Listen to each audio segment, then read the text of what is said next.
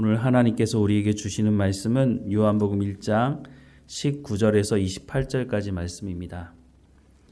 요한복음 1장 19절에서 28절까지 말씀 우리 함께 읽겠습니다. 유대인들이 예루살렘에서 제사장들과 레위인들을 요한에게 보내어 내가 누구냐 물을 때에 요한의 증언이 이러하니라.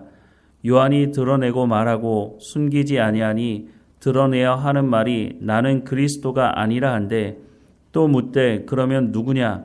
내가 엘리야냐? 이르되 나는 아니라. 또 묻되 내가 그 선지자냐? 대답하되 아니라. 또 말하되 누구냐? 우리를 보낸 이들에게 대답하게 하라. 너는 내게 대하여 무엇이라 하느냐? 이르되 나는 선지자 이사야의 말과 같이 주의 길을 곧게 하라고 광야에서 외치는 자의 소리로라 하니라. 그들은 바리새인들이 보낸 자라.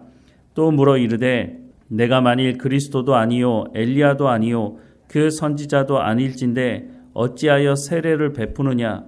요한이 대답하되 나는 물로 세례를 베풀거니와 너희 가운데 너희가 알지 못하는 한 사람이 섰으니 곧 내 뒤에 오시는 그이라. 나는 그의 신발끈을 풀기도 감당하지 못하겠노라 하더라. 이 일은 요한이 세례 베풀던 곳 요단강 건너편 베다니에서 일어난 일이니라. 아멘. 우리가 살면서 이런 질문을 한 번씩 꼭 해보는 게 있는데 나는 누구인가? 라는 이 질문을 해보게 됩니다. 이전에 삶을 살았던 사람들도 이 질문을 했고 지금 우리도 하고 있고 또 앞으로 태어날 우리의 자녀들도 이와 같은 질문을 하고 있습니다. 이렇게 오랜 세월 동안 인간의 역사 속에서 수없이 많은 사람들이 나는 누구인가라고 하는 이 질문을 하고 왔다는 것은 여전히 지금도 나는 누구인지 알지 못한다고 하는 것이죠.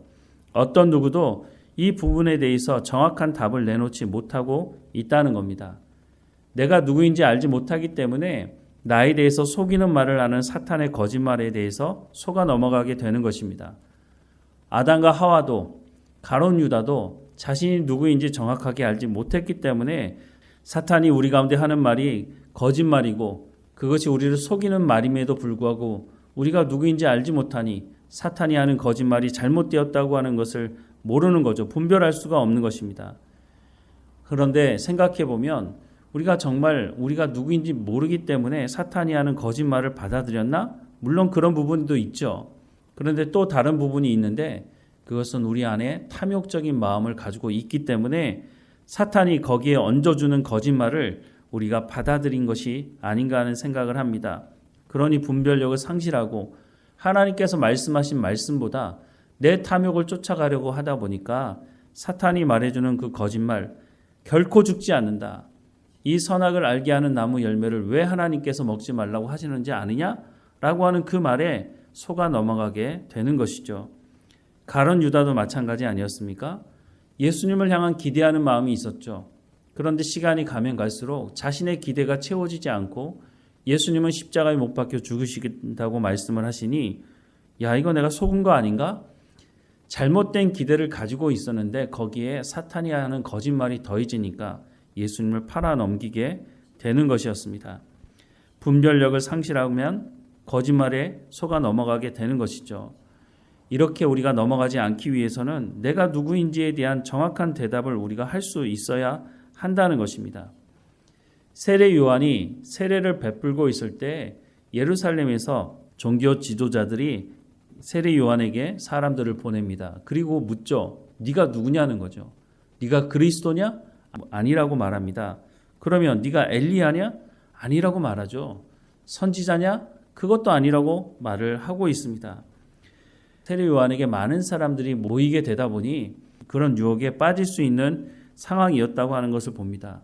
많은 사람들이 그 사람을 쫓게 되면 그렇지 내가 이런 능력이 있으니까 사람들이 나를 따르는 것이지 라고 하는 잘못된 판단을 하게 되는 모습을 우리 주변에서도 보지 않습니까?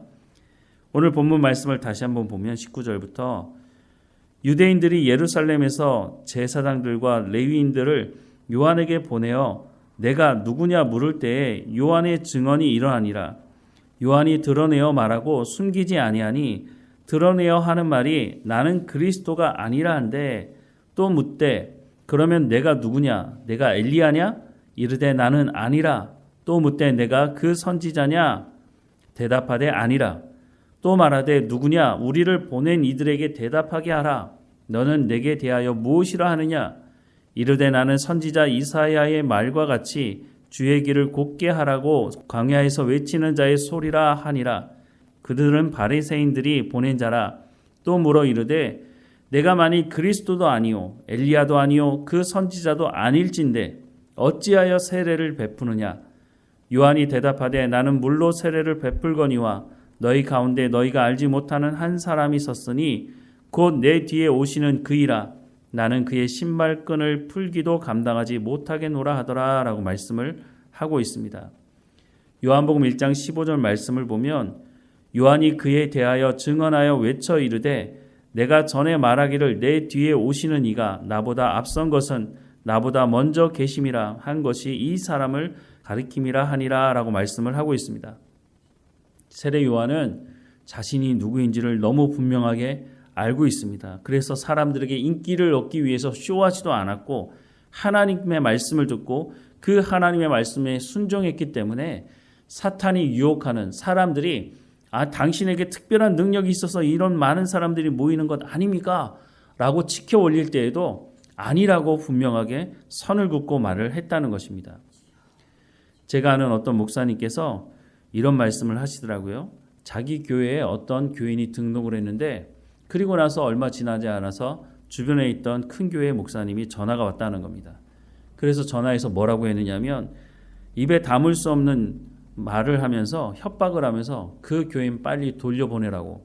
우리 교회 다녔는데 지금 당신 교회 갔으니까 빨리 돌려보내라고 그런 이야기를 했다는 얘기를 듣게 됐습니다.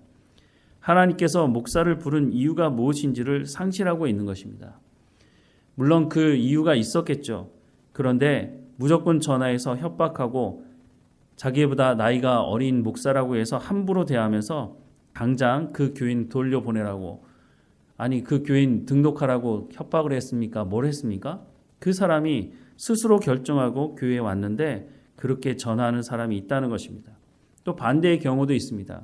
제가 목회할 때에 한 목사님이 저한테 전화가 왔습니다. 제가 아는 목사님인데 목사님이 전화하셔가지고 우리 교인 중에 하나가 이런저런 사정이 있어서 교회를 옮기게 됐는데 내가 그 교회 가라고 했다고. 근데 사실 그 교회가 멀리 떨어져 있는 교회도 아니었는데 그렇게 전화를 하셔서 부탁을 하는데 제가 그 교인이 등록을 하면 그 교인을 잘 양육하고 하나님의 말씀으로 잘 가르치는 일을 게을리 하겠습니까? 오히려 그렇게 해야 되는 것이 아니겠습니까? 내가 누구인지 모르게 되면, 내가 하나님 앞에 어떻게 부름을 받았는지 모르게 되면 제가 앞서 말씀드렸던 전화를 해서 협박하는 그런 어리석은 짓을 하는 일이 벌어지고 마는 것입니다. 하나님 앞에서 우리는 누구입니까? 세상 사람들은 여전히 자신이 누구인지 몰라서 여전히 질문하고 있고 또 책을 읽고 공부합니다. 그런데 성경을 보면 하나님께서 우리를 창조하셨다고 말씀하시고, 하지만 우리가 범죄해서 하나님과의 관계가 끊어졌지만 예수님이 이 땅에 오셔서 화목제물이 되셔서 우리를 하나님의 자녀로 부르셨다고, 그리고 성경은 우리가 누구인지를 누누이 강조하고 말씀해주고 있는 것을 보게 됩니다. 세상에 어떤 책도 내가 누구인지에 대해서 말해주는 책이 없습니다. 세상에 어떤 사람도 물론 자신이 경험하고 생각해서 나는 누구라고 말하는 사람이 있긴 하지만 그것은 정답이라고 할 수가 없는 거죠.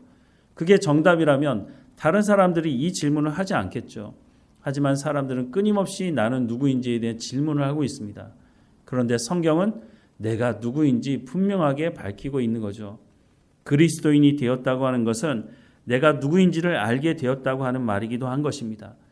또한 성경은 내가 하나님 앞에 누구인지를 말씀하면서 그 부르심에 합당한 삶을 살아가라고 말씀해주고 있습니다. 우리가 다른 책은 보지 않아도 성경은 우리의 손에서 놓지 말아야 되는 중요한 이유가 바로 여기 있는 것입니다.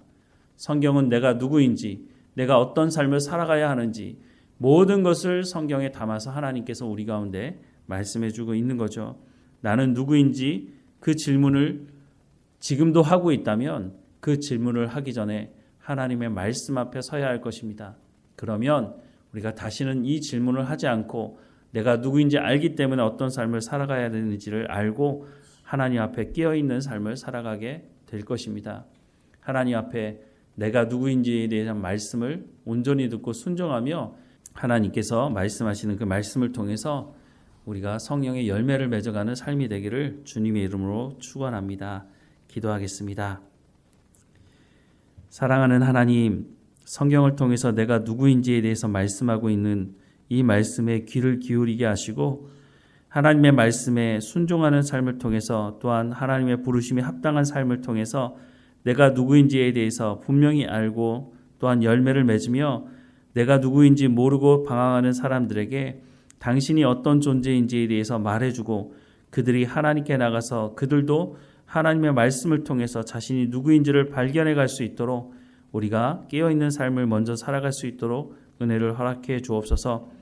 하나님 우리를 사랑하셔서 예수님을 이 땅에 보내주셨는데 그 예수님의 말씀을 통해서 우리가 날마다 새로워지게 하시고 하나님의 부르심에 합당한 삶을 통해서 하나님께 영광을 돌리는 삶이 될 수 있도록 오늘도 인도해 주옵소서. 몸이 연약한 성도들 한 사람 한 사람마다 지켜주시고 우리의 삶의 모든 고민과 문제도 하나님 앞에 내려놓고 오직 하나님의 백성다운 삶을 살아가는 우리의 삶이 될 수 있도록 그래서 하나님 주시는 참 평안함을 누리며 살아갈 수 있도록 우리의 삶을 주관하시고 인도해 주옵소서. 우리의 삶을 주관하시고 인도하시는 하나님께 감사하고 예수님의 이름으로 기도드립니다. 아멘.